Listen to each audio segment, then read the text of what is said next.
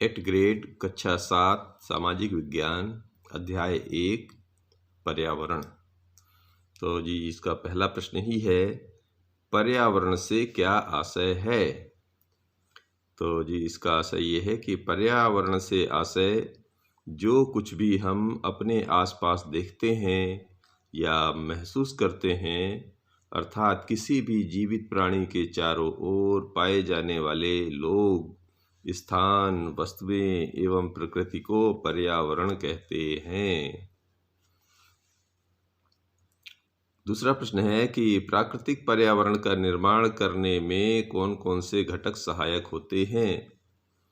तो जी इसका आंसर लिखते हैं कि भूमि, जल, वायु, पेड़ पौधे एवं जीव जंतु मिलकर प्राकृतिक पर्यावरण बनाते हैं। स्थल मंडल, जल मंडल, वायुमंडल एवं जैव मंडल ये प्राकृतिक पर्यावरण के घटक हैं। अगला प्रश्न इसी में है कि प्रकृति निर्मित एवं मानव निर्मित वस्तुओं की सूची बनाइए। तो जी एक तरफ बना दीजिए प्रकृति निर्मित, एक तरफ बना दीजिए मानव निर्मित। तो जो शुरू कर दीजिए। प्रकृति निर्मित में जैसे जीव जंतु हो गए, पेड़ पौधे, वायु, नदी, पर्वत, ये सब क्या हैं? ये सब प्रकृति निर्मित है। और मानव निर्मित में जैसे अभी आपकी ये किताबें, कपड़े, बर्तन, घर, कार, ये सब चीज़ें मनुष्यों ने बनाई हैं, तो ये हो जाएंगे मानव निर्मित। अब अगला प्रश्न लीजिए इसी में कि पारितंत्र का निर्माण करने में कौन कौन सहायक होते हैं। तो शुरू करते हैं। पारितंत्र का निर्माण करने में सभी पेड़ पौधे, जीव जंतु एवं मानव आपस में सहायक हैं। इनका आपसी एवं अपने आसपास के पर्यावरण के बीच का संबंध अधिक वर्षा वाले वन, घास स्थल, रेगिस्तान, पर्वत, झील, नदी, महासागर एवं छोटे से ताल का भी पारितंत्र हो सकता है। पृथ्वी की ऊपरी परत किन चीज़ों से बनी है। तो जी इसका लिखिए, पृथ्वी की ऊपरी परत को स्थल मंडल कहते हैं। यह चट्टानों एवं खनिजों से बना होता है एवं मिट्टी की पतली परत से ढका होता है।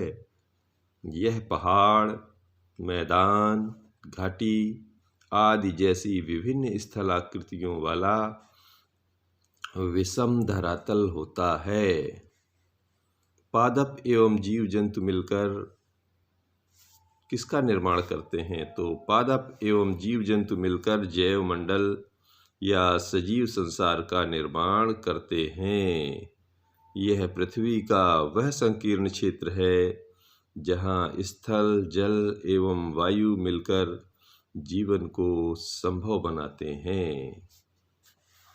जल प्राप्ति के प्रमुख स्रोत कौन कौन से होते हैं। तो जल के क्षेत्र को जलमंडल कहते हैं।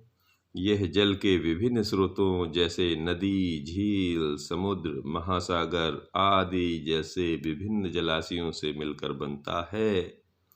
यह सभी प्राणियों के लिए आवश्यक है। अगला प्रश्न लीजिए, वस्तु विनिमय पद्धति का विकास किस प्रकार हुआ। तो जैसे जैसे मानव विकसित होता गया, उसने पर्यावरण के उपयोग और उसमें परिवर्तन करने के कई तरीके सीख लिए।